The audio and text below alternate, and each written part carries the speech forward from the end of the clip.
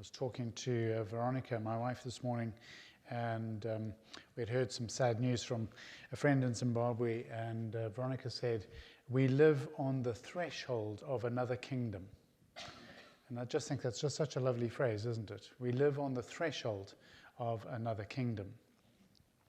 As I try and wrap up Psalm 119, I have no idea how you wrap up Psalm 119. I might ask some of you to do that for me. Just hold that in your minds. We live on the threshold of another kingdom. Veronica and I were traveling to Zimbabwe on one occasion, and as we ascended the stairs of the aeroplane we were getting onto, and as we got onto the aeroplane, we were met by an entourage of air hostesses and folk, and this air hostess said to us, "Mr. and Mrs. Gendall, could we have a word?" And we thought, this is a bit, what's going on here? And we said, "Yes, what's up?" And they said, this air hostess said, "Terribly sorry, but we have a problem on board, and we're hoping you're going to be able to help us to solve the problem." Yeah, I can fly a plane. We said, "Yes, what's the problem?" We said, "Well, we have a problem with a guest, and we need to move a guest, which means we need to move you from your seats. You are in standard economy class at the moment, and we will need to move you to business class." And Veronica said, "Well, that would be a problem, wouldn't it?" And I said to Veronica, "Shut up." And we said, we think we can manage that, if it will help you. I mean, we would like to help you with this.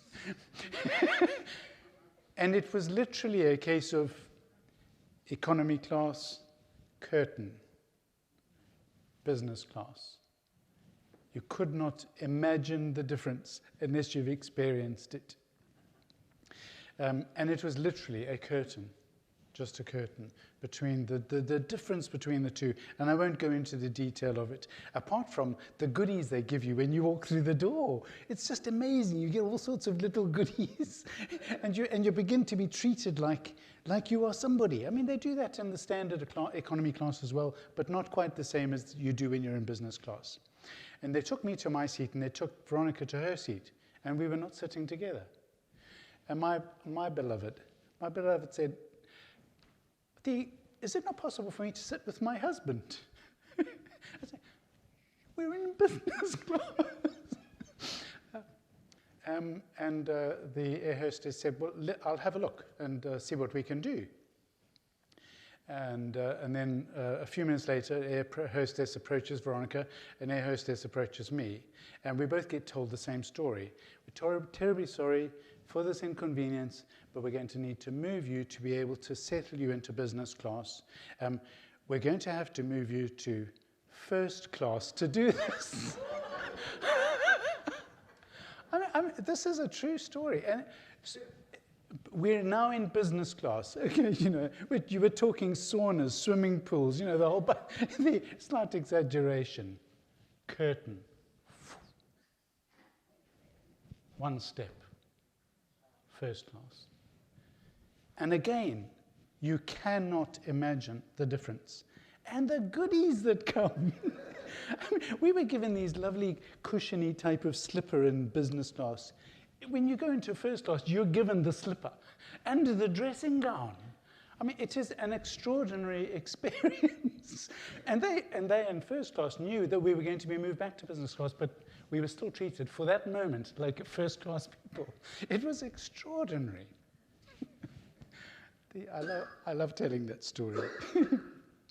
It was an amazing ride, and we did get to sit together in business class for that section of journey. And we had all of the right tickets as well, so that when we walked through the two airports we needed to go through,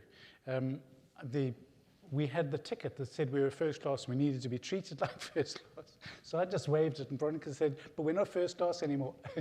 "I am." And they just an extraordinary thing.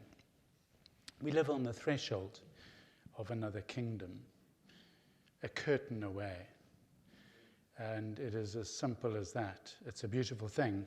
And I think when David was writing Psalm 119, David, as only David could, and a man anointed, chosen by God as a young man, he knew that he was on the threshold of a kingdom. And he was about to introduce the kingdom of Israel, which had been promised a long time before.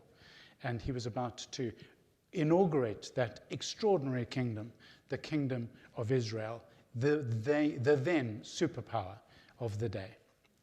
Psalm 119, verses 145 to 152. I call with all my heart, answer me, Lord, and I will obey your decrees. I call out to you, save me, and I will keep your statutes. I rise before dawn and cry for help. I have put my hope in your word. My eyes stay open through the watches of the night, that I may meditate on your promises. Hear my voice in accordance with your love. Preserve my life, Lord, according to your laws.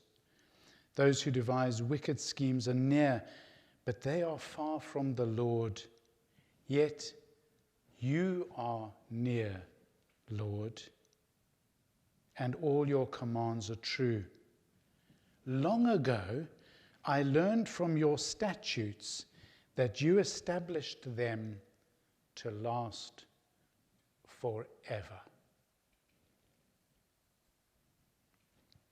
I could have chosen any one of the sections to wrap up with this morning, but I love this section. It just had some words which I trust are speaking to you.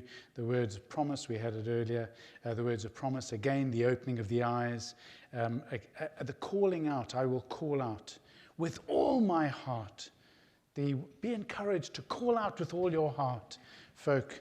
I will call out to you, save me according to your statutes. He's made the law that he will save, so he is in the business of saving. So call out to him for saving. That 145, I will call out with all my heart, answer me, and I will obey your decrees. He wants to answer us when we call out to him. I rise before dawn and cry for help. I've put my hope in your word. But it was that last verse, Psalm 119, verse 152. Long ago, this is a young man speaking, okay? Long ago, I learned, when he was a young boy, I learned from your statutes that you established them to last forever. This man had an eternal vision. He really did. I want his eyes. I want the eyes that are open to be able to see and to have that hope and to stand on the promise and to call out the way he called out. And yes, to talk about my dark days with the freedom and the ability that David does, but also to hang on to the hope and the promise that is given to us that he is near me, nearer than the enemy. I will lay a table before you, before the enemies. He's right here with us. The enemies are there. They can see us, but he's right here with us. Long ago I learned from your statutes that you established them to last forever. I think David knew that he was on the threshold of a kingdom.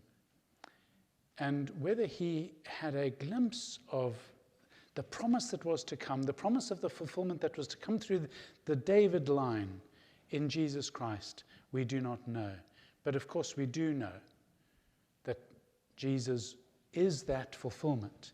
So I want to show you an extraordinary picture which was made for us. And but it's the next step of the story.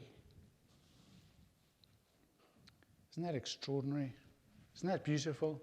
You're all going to want to come up and touch it afterwards. I know that fully. What do you think that's made by? What is that? Tapestry? Any other thoughts? It's just beautiful, isn't it? I mean, we all recognize that it's the Last Supper, the famous Last Supper.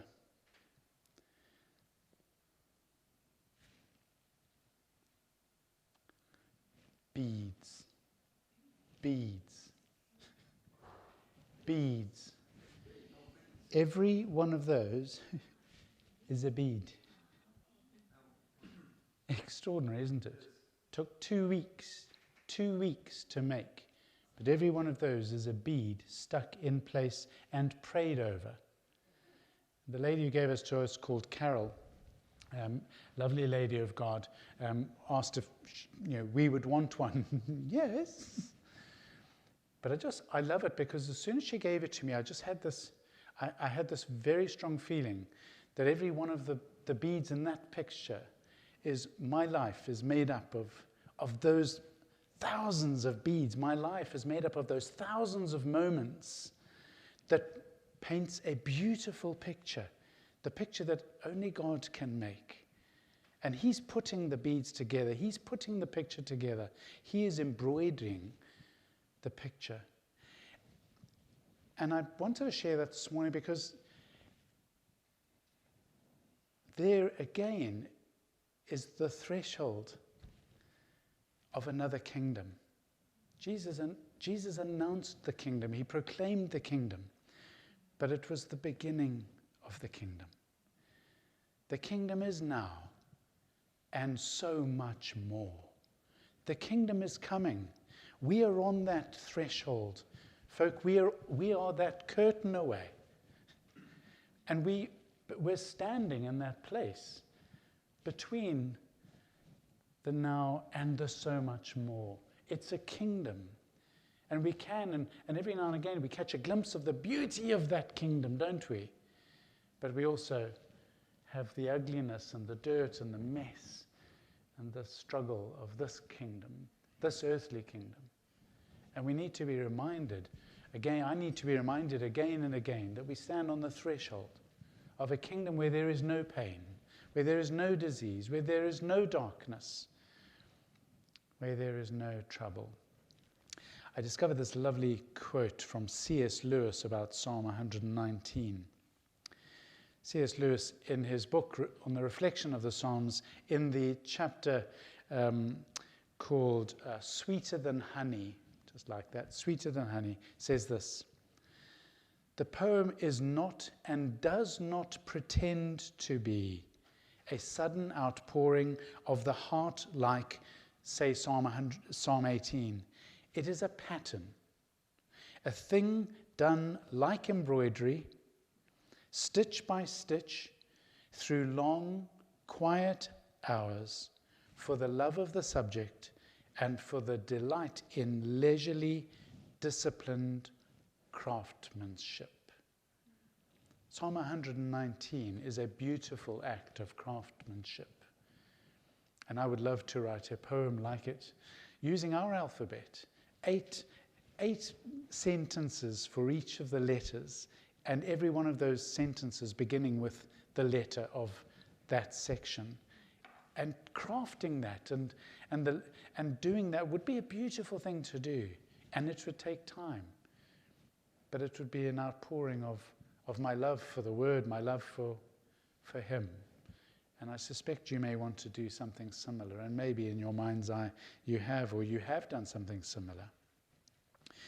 But I just think from David and Psalm 119, the threshold of a kingdom, to Jesus, the threshold of a kingdom, we wait for the fulfillment of the purposes of God.